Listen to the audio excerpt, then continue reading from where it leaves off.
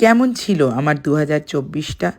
বলতে গেলে বলতে হবে আমার ভিতরের একটা ঝড়কে যেন এই বছরটা অনেক শান্ত করে দিয়েছে, বদলে দিয়েছে আমাকে। এই বছরটা শুরু হয়েছিল মিঠাইয়ের প্রথম মডেলিং অ্যাসাইনমেন্ট দিয়ে। তারপরে সরস্বতী পুজোর দিন হয়েছিল ক্রিসের হাতেখড়ি, আর তাও আবার তার স্বনামধন্য দাদায়ের কাছে। আমার বাবার জন্মদিন সরস্বতী পুজোর দিন, এবং অনেকেই বলতো তিনি নাকি মা সরস্বতীর বরপুত্র। খুব একটা ভুল কথা নয়, এবং তারই হাতে ক্রিসের হাতেখড়ি।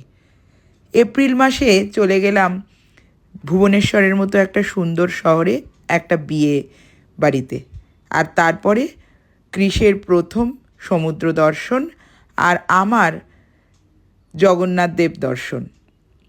এরপরে সুন্দর করে সমুদ্র দর্শন করে সমুদ্রতে অনেক আনন্দ করে বছরটা যেতে শুরু করলো।